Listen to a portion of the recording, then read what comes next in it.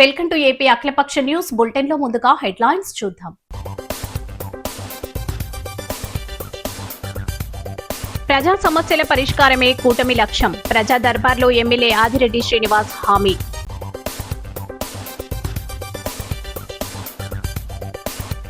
మూగ జీవాలను రక్షించడం అందరి బాధ్యత.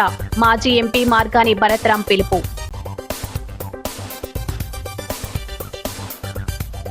కాంగ్రెస్ ను విమర్శించే స్థాయి నల్లమిల్లికి లేదు. పార్లమెంట్ కోఆర్డినేటర్ టీకే విశ్వేశ్వరరెడ్డి ఆగ్రహం. త్యాగరాజ సమితిలో నర్మదా వయోలిన్ కచేరీ, తంత్రి జ్ఞాన తపస్వి బిరుదుతో పుష్పాభిషేక సత్కారం. ఆర్యాపురంలో 3,000 మంది భక్తులకు అన్న సమరాధన. ఘనంగా ముగిసిన దివ్య కళ్యాణ మహోత్సవాలు. వనస్థలిపురంలోని హోటల్ ఎం గ్రాండ్ లో శ్రీ మహాలక్ష్మి హోసరీ ఆధ్వర్యంలో గ్రాండ్ ఎక్స్పో 2026 ప్రదర్శన ఘనంగా ప్రారంభమైంది. హోల్సేల్ రీటైల్ వ్యాపార సంస్థ అయిన ఈ ఎక్స్పోలో నైటీలు, బెట్కా వర్ల యొక్క భారీ కలెక్షన్లు అందుబాటులోకి తీసుకొచ్చారు. ఈ కార్యక్రమానికి ముఖ్య అతిథులుగా తెలుగు సినిమా పాటల రచయిత సుద్దాల అశోక్ తేజ, వాసవి గోల్డ్ అధినేత రాజు పాల్గొన్నారు. ఈ కార్యక్రమంలో ఫ్యాషన్ వాక్ మరియు ప్రత్యేక ఆఫర్లను ఏర్పాటు చేశామని నిర్వాహకులు గిరిజ తెలిపారు. And as well as sponsor of the day, Girijah Garu to the dais, please.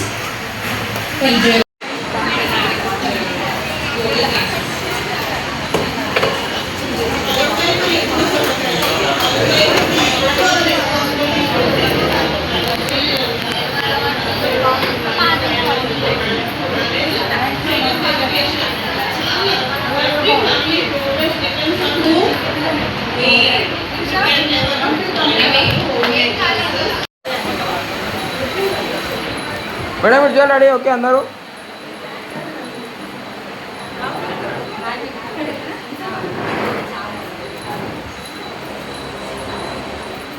Okay madam ready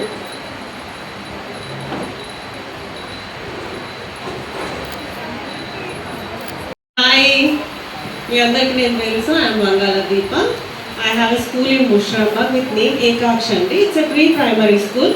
మీకు తెలిసిన చిన్నపిల్లలు కానీ బిలో 6 years పిల్లల్ని కానీ you can always connect me అండి. And if you come and see my school you will understand how it is like uniqueness ఉంటుంది and infrastructure environment everything related to పేరు వాళ్ళ కరెక్టర్ కాదండి. Myself Sony. I've completed my Doctor of Pharmacy. Currently I'm working in medical writing department in research, clinical research. అందరికీ నమస్కారం.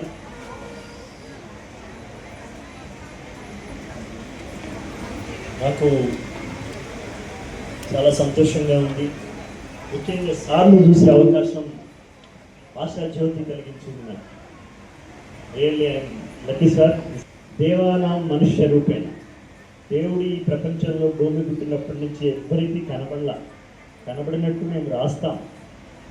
పోతన రాస్తాడు, అన్నయ్య రాస్తాడు, మేము రాస్తాము. కానీ దేవుడు ఎప్పుడు తాను స్వయంగా కనిపించడు. దేవుడు మనుష్యుల రూపంలో కనిపిస్తాడు. దేవుడు రాముడి రూపంలో కనిపించాడు.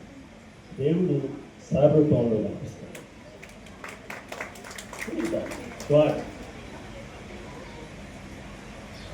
ముఖ్యంగా నేను ఈ కార్యక్రమం రావడానికి కారణం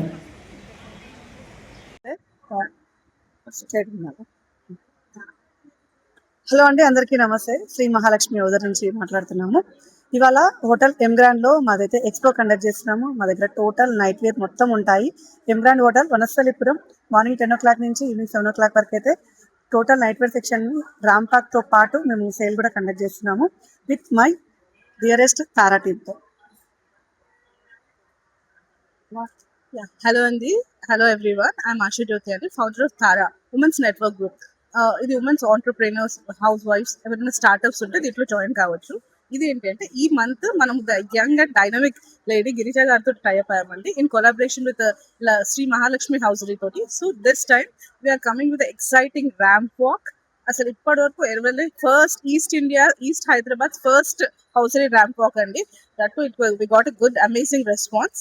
దాంతో పాటు విత్ తంబోలా అండ్ ఎంటర్టైన్మెంట్ ఉంటుంది. And you can see all the videos in the Girija గారి ఛానల్ ఆల్సో. Thank you.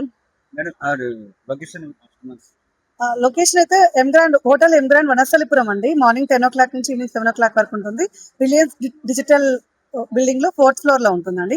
హ్యాపీగా ఇక్కడికి వచ్చి షాపింగ్ చేసుకోవచ్చు. రాంపాక్ లో బాగా విజిట్ చేయొచ్చు అండ్ ఎంజాయ్ చేయొచ్చు. మీరు అందరు కూడా తంబోలా ఉంటుంది. హ్యాపీగా ఫ్రీ ఎంట్రీ తోటి తంబోలా ఉంటుంది. పార్టిసిపేషన్ గిఫ్ట్స్ ఉంటాయి అండ్ విన్నర్స్ గిఫ్ట్ ఉంటాయి. అంతా కూడా ఒక కిట్టి పార్టీ లాగా మేమైతే అరేంజ్ చేస్తామండి. ఇంతవరకు ఎవరు ఎక్కడ కూడా ఒక హౌజరీ ఐటమ్ ని రాంపాక్ లో ఎక్స్పోజ్ చేయలేదు. This the first time in Shri Mahalakshmi hosiery అండి. So you can watch my videos in Instagram లో మీరు వాచ్ చేసుకోవచ్చు. And Shri Mahalakshmi hosiery YouTube లో ఇన్స్టాగ్రామ్ లో ఎంటర్ చేస్తే ఆటోమేటిక్ గా మా వీడియోస్ అన్ని వస్తాయి. You can search in that Instagram YouTube also. Thank you very much. Thank you madam. నల్గొండలోని మహాత్మా గాంధీ యూనివర్సిటీలో సమాచార హక్కు చట్టం 2005 పై అధికారులకు ప్రత్యేక అవగాహన సదస్సు నిర్వహించారు. యూనివర్సిటీ పరిధిలోని ఆర్ట్స్ బ్లాక్ సమావేశ మందిరంలో ఈ కార్యక్రమం జరిగింది.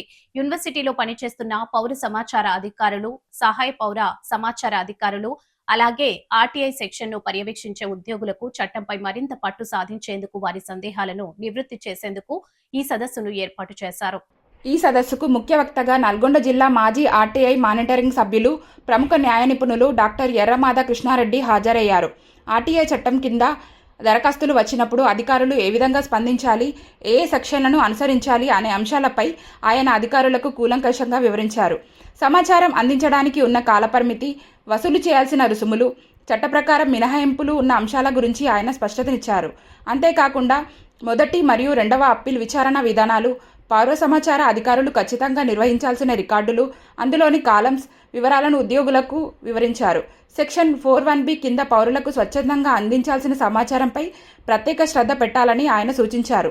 సదస్సు ముగింపులో అధికారులు అడిగిన పలు సందేహాలకు ఆర్టీఐ చట్ట పరిధిలోని పరిష్కార మార్గాలను డాక్టర్ కృష్ణారెడ్డి తెలియజేశారు. విధి నిర్వహణలో అధికారులకు ఉపయోగపడేలా ముఖ్యమైన స్టడీ మెటీరియల్ను కూడా ఈ సందర్భంగా పంపిణీ చేశారు. ఈ కార్యక్రమంలో యూనివర్సిటీకి చెందిన పలువురు ప్రభుత్వ ఉద్యోగులు, ఉన్నతాధికారులు పాల్గొన్నారు. మరి అందరికీ అదే విధంగా అయితే ఇబ్బంది ఉంటుంది. మీ జీతం ఇంటికి పోదు, ఇక్కడ ఈ జిరాక్స్లకు అయిపోతుంది.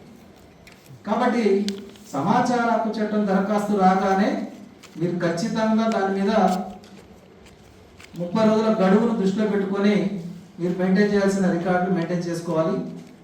టైంను చూసుకోవాలి. మీకు ఎన్నో పనులున్నా ఈ పనిని కూడా ఏ రోజు చేస్తే బాగుంటుంది, ఎప్పుడు చేస్తే బాగుంటుంది, ముందస్తుగా ఎవరెవరికి ఏం చెప్పాలి, మీ స్టాఫ్కి ఎవరెవరికి చెప్పాలి, అవన్నీ కూడా వాళ్ళకు చెప్పుకోవాల్సిన అవసరం ఉంటుంది. ఈ చట్టం అప్పీల్ చేసిన తర్వాత అప్పీలేట్ అధికారి పిలిచి సమాచారం ఇవ్వమంటాడు. పూర్తిగా ఉచితంగా ఇవ్వాల్సి వస్తుంది. వారికి కూడా 30 రోజుల టైం ఉంటుంది. వారు కూడా 30 రోజుల టైం లోపల నిర్ణయం తీసుకోవాలి, సమాచారం ఇప్పించాలి. ఈ క్రమంలో అప్లేట్ అధికారి జాప్యం చేసినా, వారి సమాచారం ఇప్పించలేకపోయినా దరఖాస్తుదారుడు సమాచార కమిషనర్కు సెక్షన్ 19 సబ్సెక్షన్ 3 ప్రకారంగా రెండవ అప్పీల్ చేసుకుంటాడు. అక్కడ మొదటి అప్పీల్కు రెండవ అప్పీల్కు తేడా ఏందో మనకు తెలియాలి. మొదటి అప్పీల్లోనేమో సమాచారం గడువు లోపల ఇవ్వకపోయినందుకు సమాచారం ఉచితంగా ఇవ్వాల్సి వస్తుంది. రెండవ అప్పీల్ కమిషనర్ దగ్గరికి హైదరాబాద్ వెళ్ళాల్సి వస్తుంది. పని సమయం ఒకరోజు వృధా అవుతుంది, రానుకోను ట్రాన్స్పోర్ట్ అవుతుంది. అదేవిధంగా అక్కడికి వెళ్ళిన తర్వాత గడువు లోపల ఇవ్వనందున మీకు సెక్షన్ 20 సబ్సెక్షన్ 1 ప్రకారంగా 250 రూపాయల నుండి 25,000 రూపాయల వరకు జరిమానా పడే పరిస్థితి ఉంటుంది. అది సమాచార కమిషనర్కున్న అధికారం. అంటే గడువు లోపల సమాచారం ఇవ్వనందున ఆ విధంగా మీకు జరిమానా పడే పరిస్థితి ఉంటుంది. ఇంతవరకు అయితే కొంతవరకు పర్వాలేదు, 25,000 జరిమానా అనుకునే కొన్ని డిపార్ట్మెంట్లు ఉంటాయి. కానీ పనిష్మెంట్ అంటే మీరు అడిగే ప్రశ్న ఇంకా కొంచెం విపులంగా అడిగితే బాగుంటుంది. అంటే సార్ ఇప్పుడు ఆర్టీఏ వేసిన తర్వాత ఈ ఆఫీసర్స్కి వర్క్ చేయకపోతే అది పనిష్మెంట్ జరిమానాలు అది ఆర్టీఏ వేసిన వ్యక్తి తనకి ఏమైనా ఉంటాయా? ఇది మాత్రం లేదు. వ్యవస్థ వస్తుంది అనేది బేస్. ఆర్టీఏ వేసిన వ్యక్తి ఆ సమాచారం పొందే క్రమంలో ప్రజాధనం దుర్వినియోగాన్ని, అభివృద్ధి పనుల నాణ్యత లోపాలను, నిబంధనల ఉల్లంఘనను దృష్టిలో పెట్టుకొని సమాచారం కోరడం వల్ల అతనికి ఒక పేరు వస్తుంది. అతను కావాలని ఇబ్బంది పెడుతున్నాడు, సమాచారం అడుగుతున్నాడు అంటే అతను కావాలని అడుగుతున్నాడని మీకు తెలుసు, దరఖాస్తు తీసుకోగానే మీకు తెలుస్తుంది. కానీ ఆయన ఇంత చేయగలిగిన మనకు సంబంధించిన దాంట్లో కదా, మనకు కాకుండా అడిగితే ఏమంటే బాగా కొడతనే ఉంది, గోల్డ్ అయితే కోర్టులో కొట్టేస్తాం, ఇంకా పంచాయతీ ఎక్కడి. కాబట్టి అతనికి మన పనిష్మెంట్ ఏం లేదు. అతనికి పనిష్మెంట్ ఏంటంటే డబ్బులు కట్టాలిగా, ఫీజు పేపర్ రూపాయలు కట్టాలిగా, విదిన్ టైంలో మనం రెస్పాండ్ అయితే ఫీజు కట్టాలి. దాదాపు 80% మంది నువ్వు ఫీజు కట్టాలంటే రాదు, అంటే నువ్వు విదిన్ టైంలో రెస్పాండ్ కావాలి. ఎవరు రెస్పాండ్ కాకపోతే వాళ్ళు అతనికి టార్గెట్ అవుతారు. ఓకేనా? ఉపయోగ సార్ క్లోజ్ చేస్తే భారత ప్రభుత్వ ఏక్ భారత్ శ్రేష్ఠ భారత్ ఏబిఎస్బి కార్యక్రమంలో భాగంగా తిరుపతి ఐఐటిలో యువ సంఘం ఫేజ్ 6 కార్యక్రమం ఘనంగా నిర్వహించారు. ఐఐటి డైరెక్టర్ ప్రొఫెసర్ సత్యనారాయణ ఆధ్వర్యంలో జరుగుతున్న ఈ కార్యక్రమంలో మహారాష్ట్రకు చెందిన 50 మంది విద్యార్థులు పాల్గొన్నారు. ఈ కార్యక్రమానికి ముఖ్య అతిథిగా హాజరైన తిరుపతి జిల్లా కలెక్టర్ వెంకటేశ్వర్లు విద్యార్థులకు ఆంధ్రప్రదేశ్ అభివృద్ధి, సంస్కృతి, సాంప్రదాయాలు, సనాతన ధర్మాల గొప్పతనంపై అవగాహన కల్పించారు. కలెక్టర్ వెంకటేశ్వర్లు మరియు ఐఐటి డైరెక్టర్ ప్రొఫెసర్ సత్యనారాయణ మాట్లాడుతూ వారం రోజుల పాటు విద్యార్థులు చంద్రగిరి కోట, శ్రీహరికోట, శ్రీ సిటీతో పాటు పలు చారిత్రక, పారిశ్రామిక, సాంస్కృతిక ప్రాంతాలను సందర్శించి ఆంధ్రప్రదేశ్ ప్రత్యేకతను తెలుసుకునేలా కార్యాచరణ రూపొందించినట్లు తెలిపారు. అలాగే ఆలయ సందర్శనల ద్వారా ఇక్కడి సనాతన ధర్మ సాంప్రదాయాలను ప్రత్యక్షంగా అనుభవించే అవకాశం కల్పిస్తున్నామని పేర్కొన్నారు.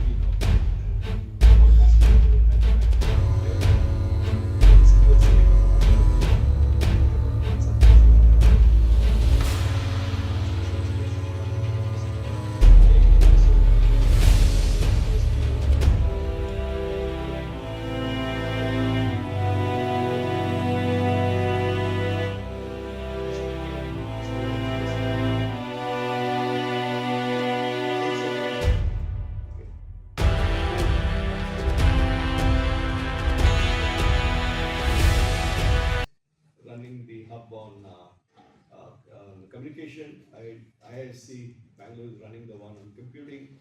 I think Delhi is running on materials, and also we are also part of the communication hub at IIT Tirupati. But the state is trying to get all this, be a first mover, first mover in attracting all these industries, whether it is the software algorithm developers, because certain class of problems, quantum works very well, drug discovery, optimization problems, cryptography, these class of problems they work very well. And so Quantum Valley, there are two committees. As Sir was mentioning about Andhra Pradesh, the sunrise state of India. So the United Andhra till 2014, like one of the largest states in the country. Of course, post the division also, Andhra is still one of the top 8th or 9th states in terms of size and population. However, in terms of opportunities, in terms of development and all, Andhra has taken giant strides. not only in IT sector, in various other sectors as well. Our Chief Minister focuses on having various cities he calls. Like for example, we are in Tirupati. As rightly pointed out, Tirupati itself has a very good ecosystem for especially higher education. A lot of universities are in and around. We are also creating ecosystems for different entire sectors. Sri City is one where HVAC we call heating, ventilation and air conditioning equipment. So close to now it is 55%, sir. 55% of the air conditioners used in the country are manufactured in Sri City. So entire ecosystem is there. So we wanted to create such ecosystems. We are creating another ecosystem for space. So the R&D work will be done in IIT Tirupati. I mean, still it's in in early stages, but I'm very confident that down the line, maybe not more than 7 to 8 years, a wonderful ecosystem will be there in this particular part of the country, where the R&D for space will be done in this institute, maybe with support from neighboring institutes like ISER and then other leading institutes in the district. And then we have just right across 40-50 kilometers down. రాష్ట్ర ప్రభుత్వం ప్రతిష్టాత్మకంగా నిర్వహిస్తున్న స్వర్ణాంధ్ర స్వచ్ఛాంధ్ర కార్యక్రమం నేడు తిరుపతి జిల్లా శ్రీకాళహస్తి నియోజకవర్గంలోని ఏర్పేడు మండల head quarters లో ఘనంగా నిర్వహించారు. ఈ కార్యక్రమానికి ముఖ్య అతిథిగా తిరుపతి జిల్లా కలెక్టర్ వెంకటేశ్వర్లు హాజరై ప్రజలు, అధికారులు కలిసి మానవహారం ఏర్పాటు చేసి స్వర్ణాంధ్ర స్వచ్ఛాంధ్ర ప్రతిజ్ఞ చేయించారు. రాష్ట్రాన్ని పరిశుభ్రమైన ఆంధ్రప్రదేశ్ గా తీర్చిదిద్దేందుకు ప్రతి ఒక్కరూ తమ పరిసరాలను శుభ్రంగా ఉంచుకోవాలని పిలుపునిచ్చారు. ఈ సందర్భంగా జిల్లా కలెక్టర్ వెంకటేశ్వర్లు మాట్లాడుతూ ప్రతి నెల 3వ శనివారం స్వర్ణాంధ్ర స్వచ్ఛాంధ్ర కార్యక్రమాన్ని రాష్ట్ర ప్రభుత్వం ప్రతిష్టాత్మకంగా నిర్వహిస్తుందన్నారు. ఈ నెల ప్లాస్టిక్ రహిత ఆంధ్రప్రదేశ్ లక్ష్యంగా ప్రత్యేక కార్యాచరణ చేపట్టినట్లు తెలిపారు. అన్ని మండలాల్లో స్వచ్ఛ రథాలు ఏర్పాటు చేశామని, ప్రజలు తమ ఇళ్లలోని తడి చెత్త, పొడి చెత్తను వేరువేరుగా అందజేస్తే అవసరమైన వస్తువులను ఉచితంగా అందజేస్తామని చెప్పారు. ఈ కార్యక్రమం ద్వారా పరిశుభ్రతతో పాటు ఆదాయం కూడా సృష్టించబడుతూ గ్రామాలు, మండలాల అభివృద్ధికి దోహదపడుతుందని పేర్కొన్నారు. ప్రజలందరూ స్వచ్ఛరథ సేవలను సద్వినియోగం చేసుకుని స్వర్ణాంధ్ర స్వచ్ఛాంధ్ర నిర్మాణంలో భాగస్వాములు కావాలని జిల్లా కలెక్టర్ కోరారు. ప్రతి నెల 3వ శనివారం స్వచ్ఛాంధ్ర స్వర్ణాంధ్ర కార్యక్రమాన్ని గౌరవ ముఖ్యమంత్రి గారు ప్రతి ఒక్క ఊరు, వాడలో, ప్రతి పంచాయతీలో, ప్రతి మున్సిపాలిటీలో, ప్రతి నియోజకవర్గంలో, జిల్లాలో అంత పెద్ద ఎత్తున ఈ స్వచ్ఛాంధ్ర స్వర్ణాంధ్ర కార్యక్రమాన్ని మన రాష్ట్ర ప్రభుత్వము దీంట్లో ప్రతి ఒక్క కుటుంబ సభ్యులు, షాప్, ప్రతి ఒక్కరు ఇందులో చేయి కలిపితేనే మనకి ఈ నెల ప్లాస్టిక్ నిర్మూలన మీద భూమిలోకి వెళ్ళి, పర్యావరణంలోకి వెళ్ళి దీన్ని ఖచ్చితంగా కూడా మన అందరం ఒక ప్రతిజ్ఞ తీసుకొని ఈరోజు ఈ ప్లాస్టిక్ ని ఎట్టి పరిస్థితుల్లో వాడకం తగ్గించి అతి త్వరలోనే ప్లాస్టిక్ రహిత నగరాలుగా, వార్డులుగా, పంచాయతీలుగా ప్లాస్టిక్ రహిత ఆంధ్రప్రదేశ్ గా చేయడమే దీని యొక్క ముఖ్య ఉద్దేశం. దయచేసి అందరూ కూడా దీన్ని పెద్ద ఎత్తున తీసుకెళ్తారని భావిస్తూ సెలవు తీసుకున్నాను. జై హింద్.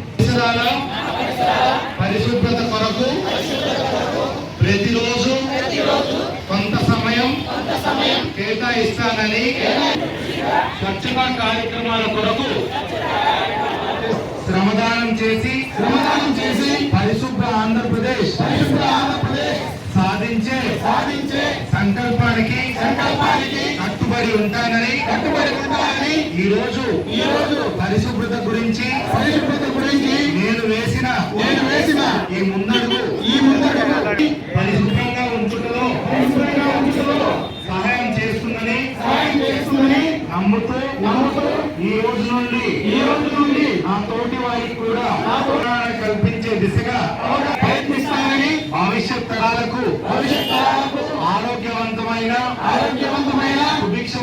సుభిక్షమైన ఆనందకరమైన ఆంధ్ర రాష్ట్రాన్ని నిర్మించడానికి నా మొదలైన ఈ నిర్ణయం ద్వారా నా రాష్ట్రాన్ని స్వర్ణాంధ్ర స్వచ్ఛాంధ్ర తీర్చిదిద్దేటట్లు నా వంతు కృషి చేస్తానని ప్రమాణం చేస్తున్నాను. జై హింద్. నమస్కారం. ప్రతి నెల మనము 3 స్వర్ణాంధ్ర కార్యక్రమాన్ని పెద్ద ఎత్తున చేపడుతున్నాము. సుమారుగా గడిచిన సంవత్సరం 2025 జనవరి నుంచి ఇప్పటి వరకు ప్రతి నెల కూడా ఒక వినూత్నమైనటువంటి థీమ్తో ఈ కార్యక్రమాన్ని జిల్లా వ్యాప్తంగా రాష్ట్ర వ్యాప్తంగా కూడా చేయడం జరుగుతుంది. ఈ నెల ఈ 3వ శనివారం ప్లాస్టిక్ నిర్మూలన మీద అవగాహన కల్పిస్తూ ప్రతి ఒక్కరు కూడా ప్లాస్టిక్ వాడకాన్ని తగ్గించే విధంగా కూడా చర్యలు తీసుకోవాలనే ఉద్దేశంతో ఈరోజు తిరుపతి జిల్లా కాళహస్తి నియోజకవర్గం ఏర్పేడు పట్టణంలో ఏర్పేడులో ఈరోజు ఈ కార్యక్రమాన్ని చేపడుతున్నాము. ఒక మానవహారం కూడా ఇక్కడ చేసి చుట్టుపక్కల ఉన్నటువంటి ఏదైతే కొట్లు పెట్టుకున్నారో షాప్స్ పెట్టుకున్నారో వాళ్ళందరికీ కూడా షాప్ కూడా వెళ్ళి ప్లాస్టిక్ వాడకం తగ్గించాలి, ముఖ్యంగా ఈ ప్లాస్టిక్ కవర్లు సంచులు అనేది వాడకం తగ్గించాలి, ప్లాస్టిక్ వాటర్ బాటిల్స్ తగ్గించాలనే ఉద్దేశంతో తద్వారా పర్యావరణాన్ని కాపాడుకుంటూ ఎక్కడ కూడా ప్లాస్టిక్ రహిత నగరంగా, ప్లాస్టిక్ రహిత జిల్లాగా, ప్లాస్టిక్ రహిత రాష్ట్రంగా మార్చాలనే ఉద్దేశంతో ఈరోజు ఈ కార్యక్రమాన్ని చేపడుతున్నాం. దాంట్లో భాగంగానే మనందరం కూడా ఈ స్వచ్ఛ రథాలని అన్ని పంచాయతీల్లో కూడా మొదలుపెట్టాము. అతి త్వరలోనే అన్ని పంచాయతీల్లో కూడా ఇవి రూపుదాల్చుకుంటాయి. ఈ స్వచ్ఛ రథానికి ప్రజలు వారి వద్దన్నటువంటి పొడి చెత్తనన్నింటినీ కూడా తీసుకొచ్చినట్టయితే అది దానికి డబ్బు రూపేణా ఏదైనా వస్తువులు కూడా వాళ్ళు ఇక్కడ కొనుక్కోవచ్చు. ఇది ఊరూరుగా తిరుగుతూ ఉంటుంది. తద్వారా ఇది ఒక రీసైక్లింగ్లో భాగంగా దీని నుంచి చెత్త నుంచి సంపద అనేది కూడా సృష్టించే విధంగా కూడా మనం చర్యలు తీసుకుంటున్నాము. దీంట్లో ప్రజలందరూ కూడా సహకరించి వాళ్ళు దీన్ని అర్థం చేసుకొని స్వచ్ఛ ఆంధ్రప్రదేశ్గా మన రాష్ట్రాన్ని తీర్చిదిద్దాలని కోరుకుంటూ సెలవు తీసుకుంటాం.